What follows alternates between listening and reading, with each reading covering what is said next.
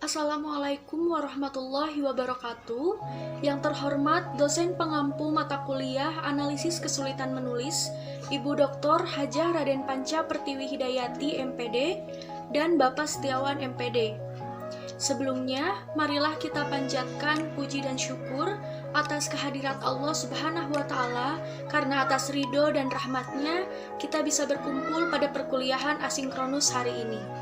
Salawat dan salam selalu tercurah limpahkan kepada junjungan kita Nabi besar Muhammad Sallallahu Alaihi Wasallam, kepada keluarganya, sahabatnya, dan kita selaku umatnya di akhir zaman.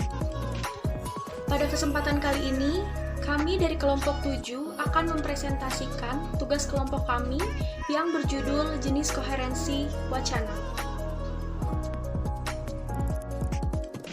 Sebelum memasuki materi, izinkan saya untuk memperkenalkan anggota kelompok 7. Yang pertama, ada saya sendiri, Inessa Cintania, dengan NPM 1950348, Azmi Ajhara, dengan NPM 1950319, Amalia Hoirunisa, dengan NPM 1950310, dan Zian Abdasyah, dengan NPM 1950322. Materi yang akan kelompok kami bahas mengenai koherensi teks, ulangan makna, gerak maju makna, non-kontradiksi, dan relevansi makna. Untuk mengefisienkan waktu, mari kita masuk kepada pemateri pertama.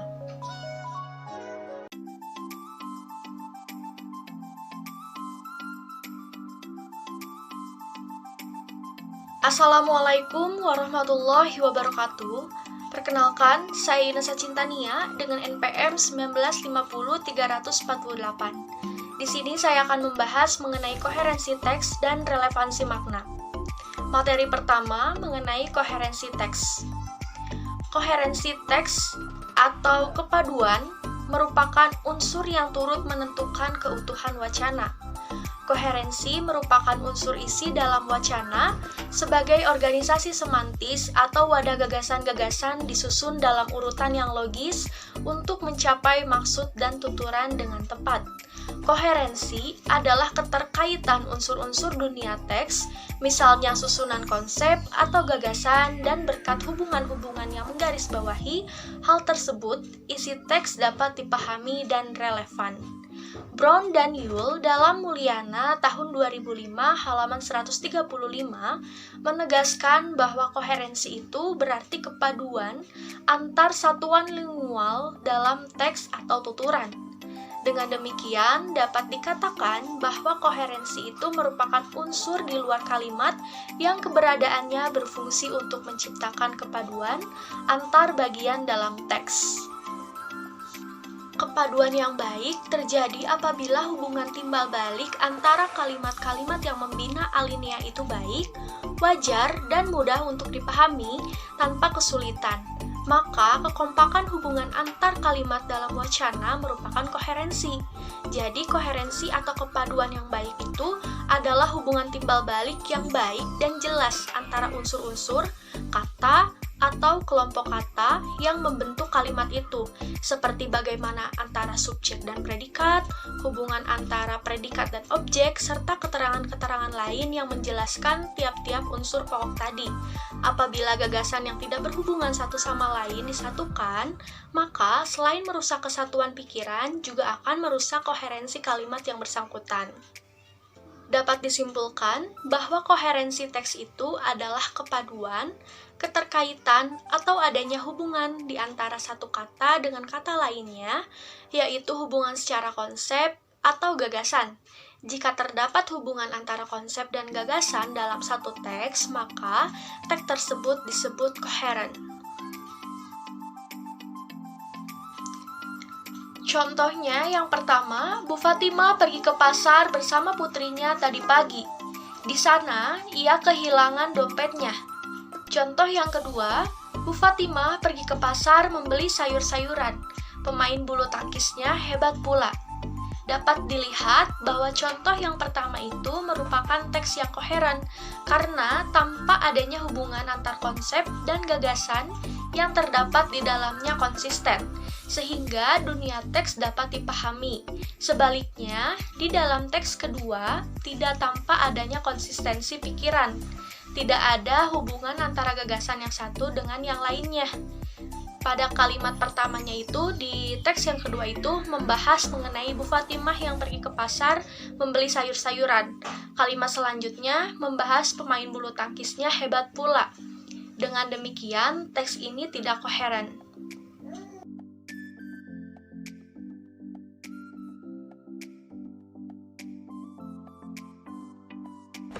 Assalamualaikum warahmatullahi wabarakatuh. Perkenalkan, nama saya Azmi Azhara dengan NPM 1950319. Di sini saya akan melanjutkan pemaparan materi mengenai ulangan makna.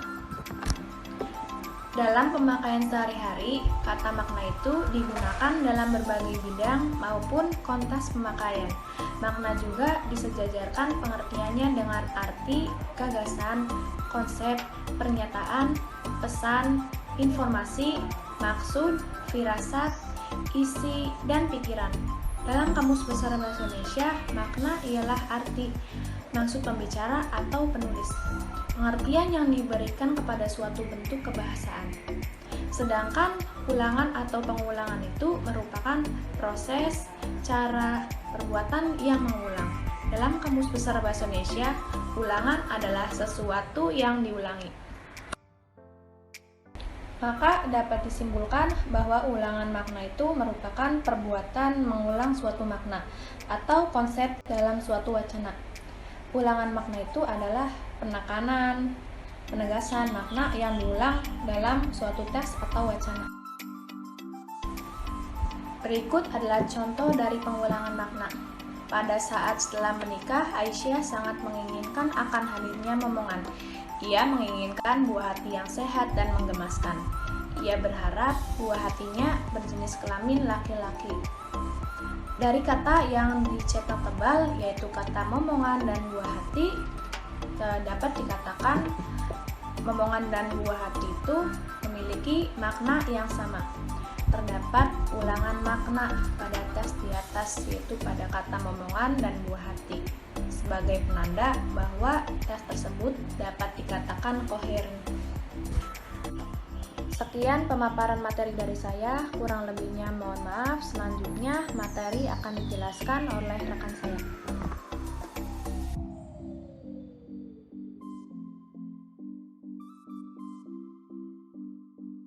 Assalamualaikum warahmatullahi wabarakatuh. Perkenalkan, nama saya Amalia Hoirunisa dengan NPM 1950310. Di sini saya akan menjelaskan mengenai gerak maju makna. Pada tatanan wacana yang ditampilkan bukan hanya persesuaian makna antar kata, melainkan masalah kontinuitas atau kelanjutan konsep dan relasinya yang relevan. Konsep adalah konfigurasi pengetahuan yang dapat diperoleh atau diaktifkan dengan sedikit banyak kesatuan dan konsistensi pikiran. Sedangkan relasi adalah hubungan antar konsep yang tampil bersama dalam dunia teks. Charles juga menyatakan bahwa perlu ada hubungan antar fakta yang ada dalam teks dan dunia yang ditampilkannya. Ia menyatakan perlunya ada perkembangan atau progression agar sebuah teks dianggap koheren baik secara makrostruktur ataupun secara mikrostruktur. Perkembangan harus disertai dengan penambahan unsur sematik yang selalu diperbaharui. Hal ini akan tampak baik pada urutan kalimat maupun pada urutan sekuen. Apabila susunan kalimat atau sekuen tidak tepat, maka perkembangan teks akan terganggu. Contohnya dalam teks yang berjudul Anak Yatim. Tuti adalah seorang anak yatim. Ayahnya telah meninggal dunia, ibunya adalah seorang janda. Sebagai wanita yang telah ditinggalkan oleh suami, ibunya hanya hidup berdua dengan anak gadisnya. Ia adalah satu-satunya tempat bergantung bagi Tuti. Karena ayahnya telah berpulang ke rahmatullah. Memang sejak kepala keluarga wafat, mereka berdua beranak hanya dapat hidup dari pensiun janda ibunya. Sebagai wanita yang telah kehilangan suami, Ibu Tuti sering melamun mengenang mendiang suaminya.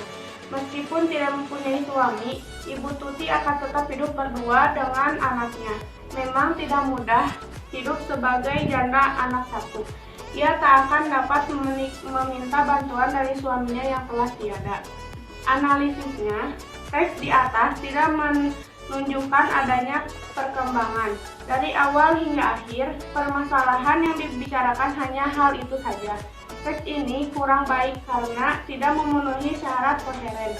Mengenai hal ini dapat ditemukan pula bahwa dalam suatu cerita tidak dapat terus-menerus berada dalam tahap pemaparan, melainkan harus meningkat pada konflik, lalu ada puncak konflik yang diketahui adanya peralihan sehingga penyelesaian. Jika terus-menerus pemaparan yang disampaikan, cerita tidak akan berjalan dan pembaca atau pendengar akan menjadi bosan.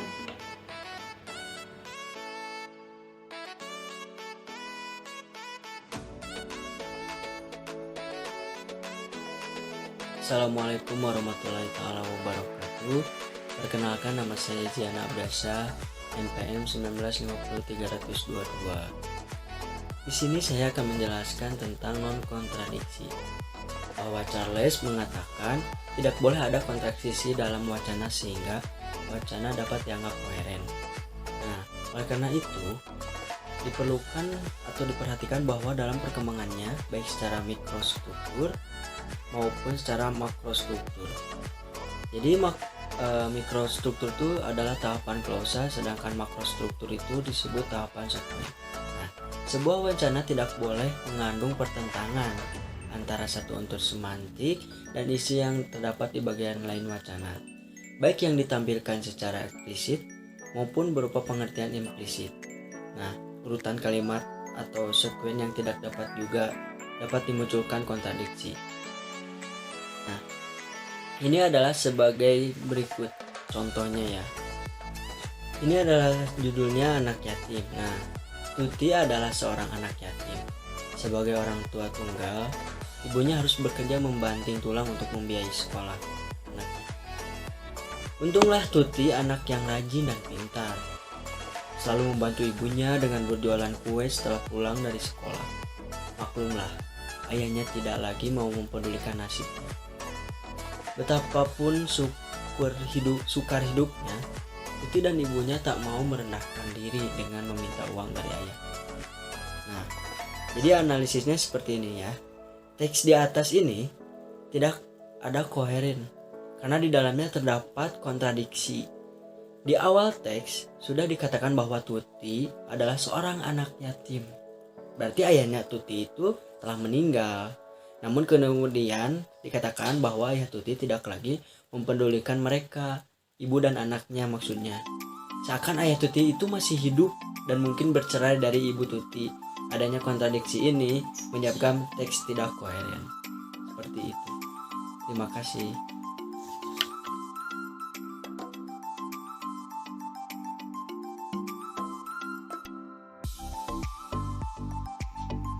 Materi terakhir mengenai relevansi makna. Relevansi merupakan hubungan atau kaitan. Relevansi ialah hubungan antara konsep yang tampil bersama dalam dunia teks. Maka, relevansi makna adalah hubungan antara arti atau makna pada sebuah teks. Dan Van Dijk juga mengemukakan tentang hubungan koherensi dengan relevan tidaknya informasi yang ditampilkan dalam wacana. Charles juga menyatakan bahwa perlu ada hubungan antara fakta yang ada dalam teks dan dunia yang ditampilkannya. Maka, sebuah teks itu dikatakan koheren jika ada relevansi makna dalam sebuah teks. Contoh yang pertama yaitu, hari ini Sinta mempersiapkan suatu kejutan bagi keluarganya. Ibunya berulang tahun. Diam-diam ia mempersiapkan suatu selamatan kecil. Setelah siap, ia memperhatikan ruang makan sekali lagi. Ternyata masih ada yang kurang. Belum ada bunga. Padahal ibunya sangat menyukai bunga mawar. Maka Sinta pun pergi ke toko bunga untuk membelinya. Nah, contoh yang pertama ini mempunyai hubungan yang erat karena konsep bunga dan tokoh bunga itu sangat sejalan. Contoh yang kedua yaitu, hari ini Sinta mempersiapkan suatu kejutan bagi keluarganya. Ibunya berulang tahun. Diam-diam ia mempersiapkan suatu selamatan kecil. Setelah siap, ia memperhatikan ruang makan sekali lagi. Ternyata masih ada yang kurang, belum ada bunga. Padahal ibunya sangat menyukai bunga mawar. Maka Sinta pun pergi ke pasar untuk membelinya. Nah, contoh yang kedua ini kurang koheren, tetapi masih dapat dipahami karena di pasar pun terkadang ada penjual bunga. Selanjutnya, contoh yang ketiga yaitu, hari ini Sinta mempersiapkan suatu kejutan bagi keluarganya. Ibunya berulang tahun. Diam-diam ia mempersiapkan suatu selamatan kecil. Setelah siap, ia memperhatikan ruang makan sekali lagi. Ternyata masih ada yang kurang, belum ada bunga. Padahal ibunya sangat menyukai bunga. Maka Sinta pun pergi ke bengkel untuk membelinya.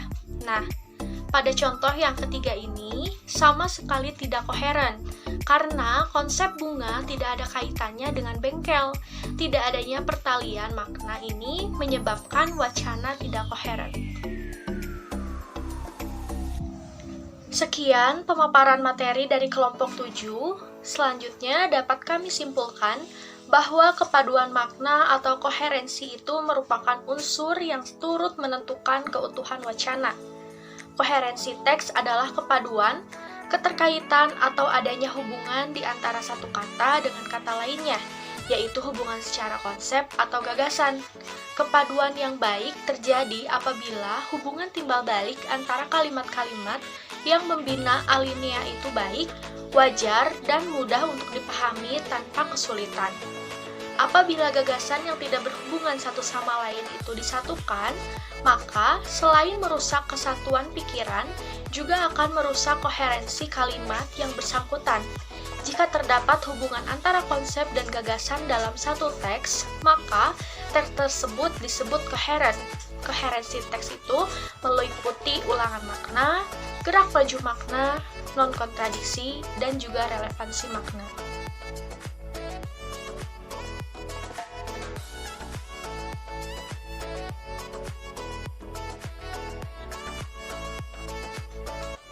Alhamdulillah, presentasi dari kelompok 7 telah selesai disampaikan.